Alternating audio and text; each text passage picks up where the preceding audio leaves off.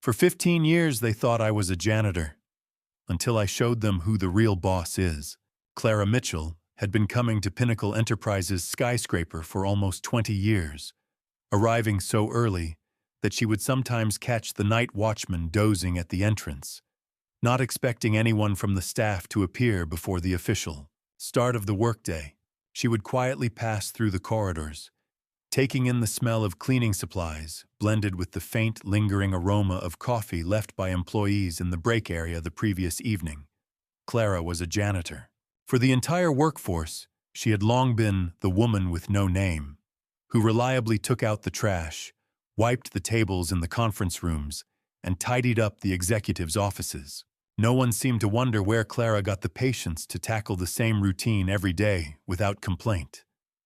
No one asked about her life or her thoughts. Always soft-spoken with a polite good morning or good night, she quietly wandered through the company, absorbing knowledge of it from the inside. She overheard talk of sales, successes, failures, intrigues, and wild proposals. These all streamed her way in the form of stray scraps of documents, fragments of dialogue, and half-read emails that employees sometimes left on screens when rushing off. Victor Snyder, the CEO of Pinnacle Enterprises, was the central figure around whom the entire corporate hierarchy revolved. For many years, he was considered the locomotive of the company, frequently speaking at conferences, giving interviews, and boasting about deals and achievements. Many employees were wary of his severe reprimands and loud, brusque commands. He had a notorious reputation as a tyrannical boss. At any moment, he could reduce someone to tears, slash their bonuses, and never once apologized. He believed that in the harsh corporate world, one must achieve results at any cost. To the average employee, Clara was invisible. Consumed by their pursuit of success, they rarely lifted their eyes to her. Some didn't even notice that she wiped their desks twice a day, tossed away their paper coffee cups, and hung fresh towels in the bathrooms. Yet Clara noticed everything. She was well aware that the inner workings of Pinnacle Enterprises were far from the market champion that Victor portrayed in interviews. Gradually, she learned to recognize which documents were important, when to be cautious, and what information could be discreetly kept. Officially, Clara had no influence on the company's policies. She was an ordinary employee of an outsourced cleaning firm with which Pinnacle Enterprises had a long-term contract.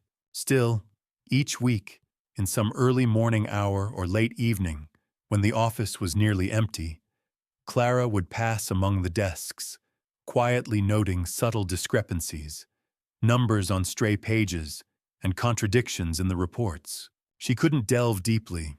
She had no opportunity for that. But the uneasy feeling within her grew stronger, especially after overhearing certain conversations about hiding things from the auditors and not showing the board of directors. No one would have believed that a janitor was capable of understanding what was really going on. It wouldn't have occurred to them that she was storing fragments of confidential numbers in her memory. But Clara was inquisitive and meticulous. She didn't feel courageous enough to act yet. She knew that if she were exposed, she could lose her job and possibly earn a reputation as a rumor monger. So she chose to remain silent, watching and waiting. Officially, she lived alone, renting a modest place on the outskirts of the city. Yet it was there, in a small set of simply furnished rooms, that she kept boxes and files neatly filled with various clippings, copies, and pencil notes in the margins. What was considered trash at the office had become her archive, which she gradually learned to navigate.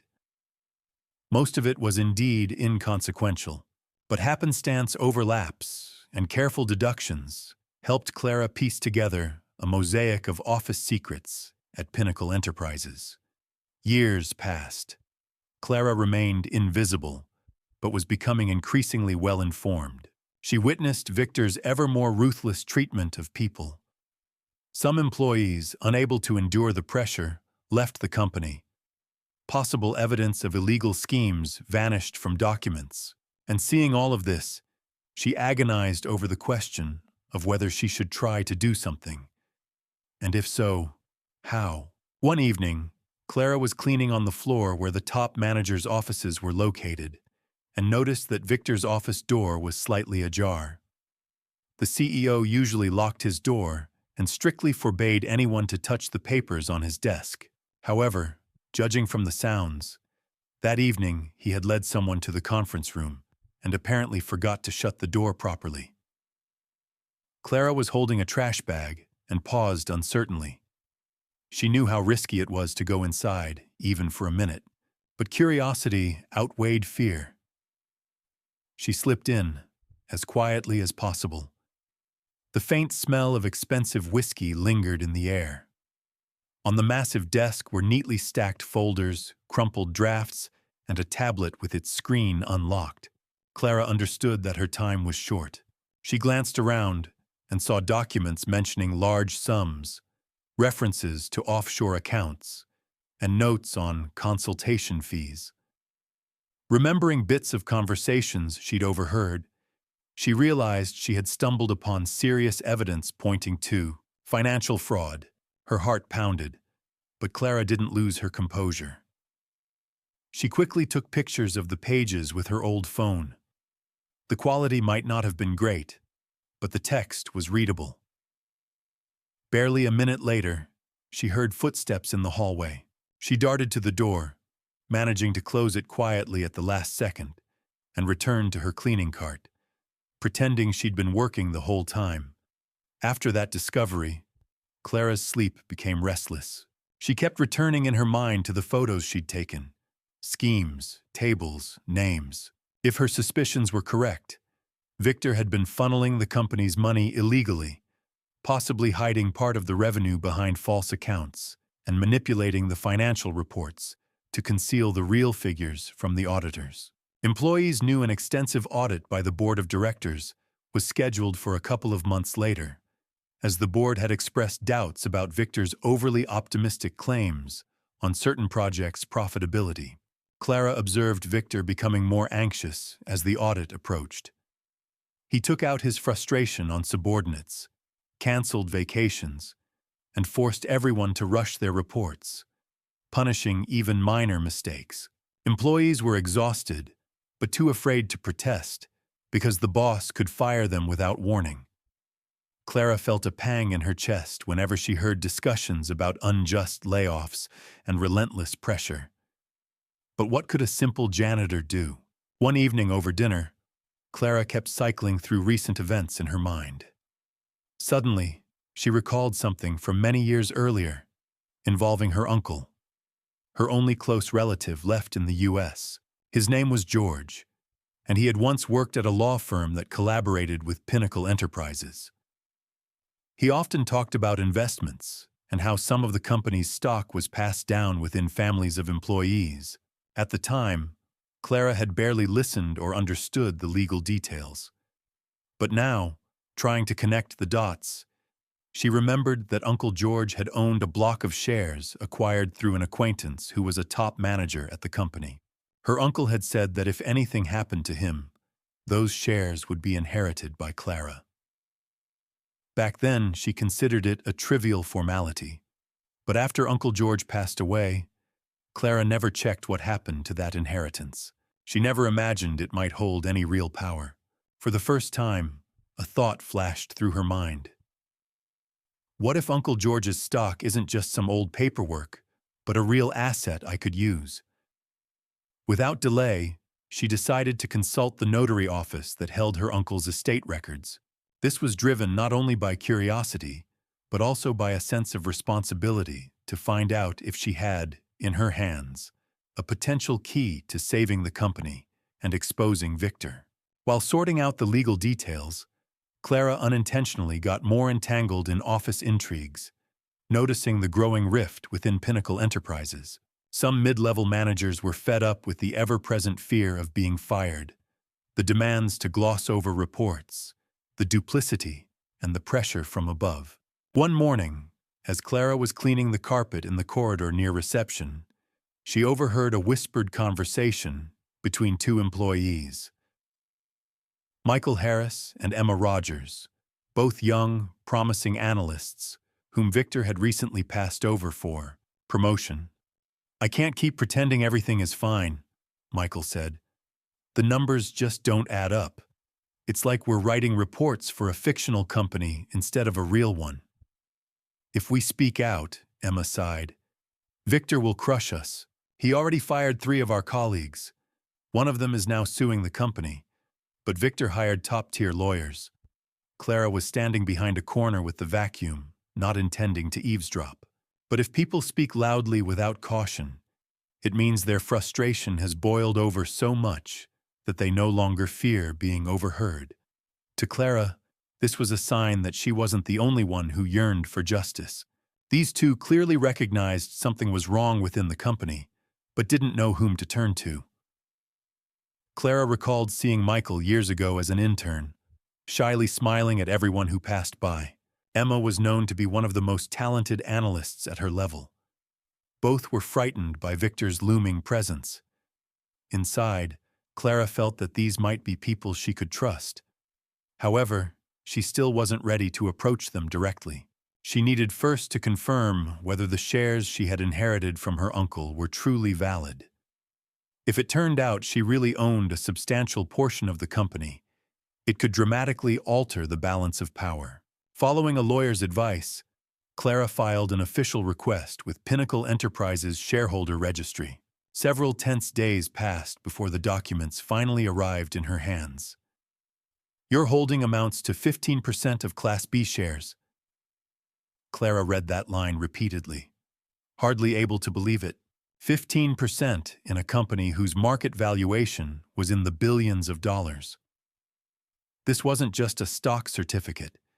It was real leverage, especially if she chose to move against Victor, who allegedly owned no more than 25% personally. Reeling from the shock, Clara decided she should at least talk to someone in the company she trusted to figure out how to use her shares for good, rather than get caught up in a pointless conflict. Initially, she considered going to HR, where Mrs. Harper was known for her integrity, but Clara worried such news might leak to Victor. Then she remembered Tom Grant, a longtime colleague who had once been her neighbor and knew her family since childhood. Tom worked at Pinnacle Enterprises as a senior economist in another department. He'd also had his share of conflicts with Victor, but mostly tried to keep his head down. Late one evening, when the office was nearly empty, Clara mustered the courage. She found Tom in his cubicle, hunched over some files. When he saw the janitor, he smiled, as if preparing to pack up and leave so she could clean. But Clara, blushing, asked if they could talk. Tom nodded, puzzled. In a rush, Clara told him everything. The documents she'd collected, the strange financial schemes, the chance discovery in Victor's office. Finally, she confessed that she possessed 15% of the company's shares, inherited from Uncle George. At first, Tom thought it was a joke, but when he saw the paperwork, his eyes widened. He flipped through the pages, double-checking references and figures. This gives you enormous power, Clara. If you truly want to make a change, you can address the board of directors directly. You could even call an emergency meeting. Tom sighed thoughtfully. But if Victor finds out, he won't take it lying down. He knows how to act swiftly and ruthlessly. Clara nodded quietly. She understood that she was treading on thin ice. But this was her chance not only to protect honest employees, but also to restore the company's good name. Tom agreed to help. "We do have people in this company who'd stand against Victor if they had solid evidence. I know a few managers who are unhappy but scared to act. Show them the facts, and we'll have a chance. The most important thing is to document everything properly and present it in the right way." Thus, Clara found her first ally, someone who understood the inner workings of the accounting system and knew how to prepare the information so the board of directors couldn't ignore it. and Victor couldn't wriggle free. Over the next couple of weeks, Clara and Tom held a series of secret meetings, trying not to draw attention. Following her janitor routine, Clara discreetly left notes and draft documents in certain spots where Tom, passing by, would pick them up. Together, they compiled a detailed list of violations and marked where the evidence showed signs of fraud and whose signatures appeared. They knew the information they had wouldn't be sufficient for official charges. They'd need an independent audit, plus testimony from witnesses willing to speak publicly. Yet the fact that Clara owned 15% of the shares meant she had the right to raise issues at the board of directors meetings, demand explanations from management, and even call a special assembly if she could win the support of other major shareholders or board members. Meanwhile, Clara noticed Victor had lost his usual self-assurance. He lashed out more often at subordinates, demanded clean numbers in the reports, canceled appointments with partners, and summoned key employees to his office daily. Clara sensed he either suspected a plot or feared something significant. Perhaps he had heard rumors of fraud surfacing. As the board's audit date approached, the atmosphere in the upper echelons of Pinnacle Enterprises grew increasingly tense. One day, as Clara was leaving with her bag through the main entrance after finishing her shift, she was suddenly approached by someone she knew only as Victor's head of security, John Harper, no relation to Mrs. Harper in HR. He had keen eyes, a heavy stare, and the staff whispered that he had previously worked in law enforcement. "Good evening, miss. Staying late tonight?" he asked with an unnerving smile. Clara felt a chill inside, but nodded politely, saying she had to finish up. "I see. You didn't happen to come across any papers in the CEO's office today, did you?" He looked at her as if testing her reaction. Summoning her courage, Clara replied that she usually only cleaned Victor's office when the door was open and with the secretary present, and she only disposed of documents that were clearly meant for the trash. With that, she hurried off, her heart hammered in her chest.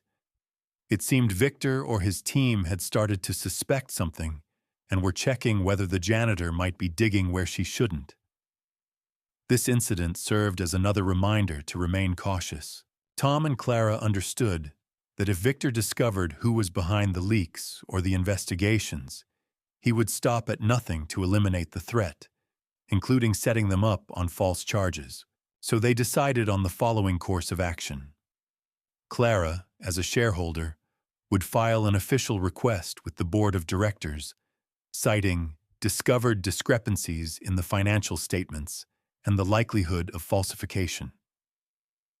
She submitted it with the help of a lawyer, keeping her identity hidden until the documents were passed along to the company's leadership. Some of the evidence, the photos and compiled reports, was sent securely to several board members. The board of directors could not ignore a complaint from a shareholder holding a 15% stake. An emergency internal review was initiated, and Victor was called in to answer some serious questions. Of course, Victor denied everything, insisting these were attacks from competitors or an inside conspiracy. But certain facts were already rising to the surface, and among the top ranks of Pinnacle Enterprises, the questions grew louder. Why? Don't the income and expenditure figures match? Where did these suspicious consulting payments come from? Clara wondered when she should reveal her identity. Tom advised waiting for the official meeting where Victor's fate would be decided. But Clara felt the moment would come when her personal presence, bolstered by a stack of documents, would tip the scales. She knew either Victor would disclaim all responsibility and slip away, or their plan to rescue the company would succeed. That day arrived.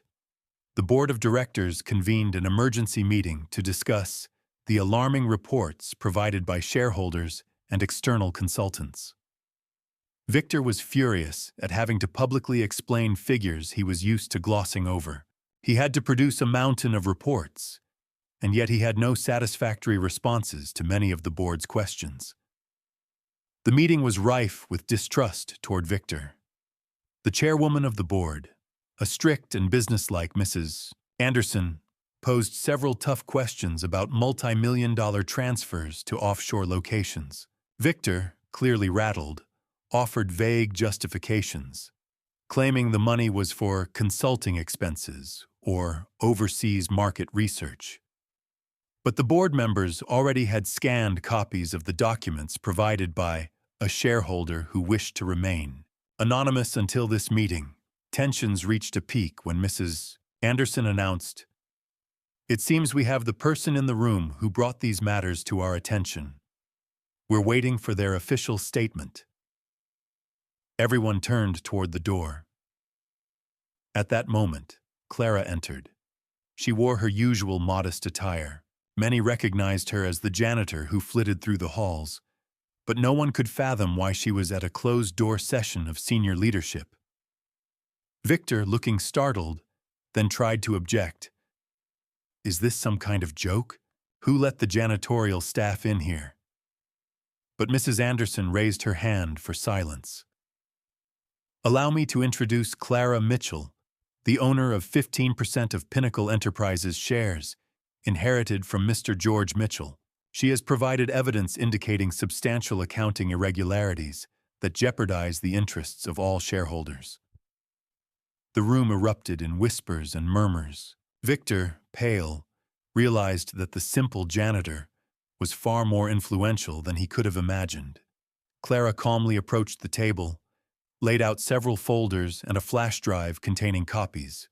Over the next few minutes, she presented the board and the attending legal counsel with evidence of illegal money transfers, fake contracts, and the deliberate misrepresentation of financial performance. She had spent years compiling this trove of information, which now made it difficult for Victor to refute.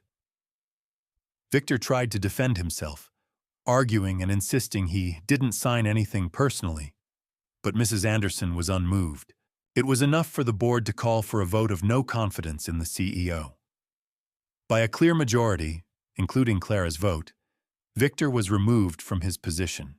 Moreover, he faced potential lawsuits from the company itself, depending on the outcome of the audit, which began that very day.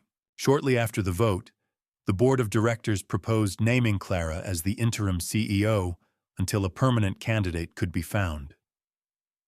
The idea scared Clara. She had never run such a large business before. But Mrs. Anderson and several key shareholders believed that, given Clara's integrity, diligence, and desire to improve the company, she was the ideal person to clean up and steer Pinnacle Enterprises back toward transparent, lawful operations. And so, to everyone's surprise, the invisible janitor became the new head of the company. Employees who had seen her only as a quiet cleaning lady were now looking at her in shock, and sometimes with admiration. Many found it hard to believe that someone in their midst, all these years, had had the power to topple Victor and protect the staff's interests. Naturally, Clara was immediately swamped with daunting tasks, unraveling tangled bookkeeping, communicating with investors, and restoring confidence among both American and international partners. Lawyers, economists, and managers backed her efforts, relieved to be free from Victor's oppressive rule. Inspired to do their jobs honestly, Clara aimed to cut red tape, reinstate fairness for those unjustly fired, and improve working conditions for ordinary employees. In the months following Victor's ouster, there was a bit of chaos at Pinnacle Enterprises.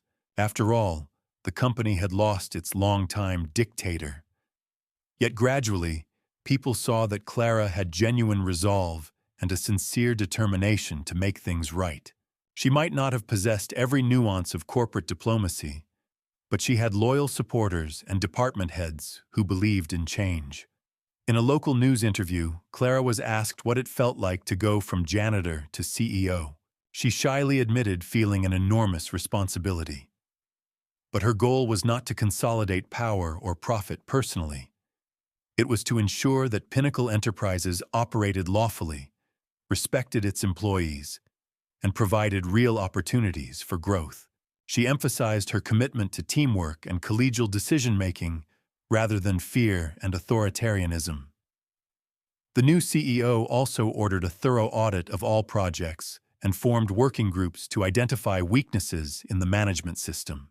As a result, non-essential expenditures were reduced, and certain managerial positions, formerly held by those loyal only to Victor, were eliminated and replaced by people willing to serve the company's interests rather than their own ambitions. Before long, major investors who had hesitated because of Victor's scandals regained faith in Pinnacle Enterprises. The company avoided mass layoffs. In fact, it slowly expanded in new projects with the help of financial backing from banks and partners.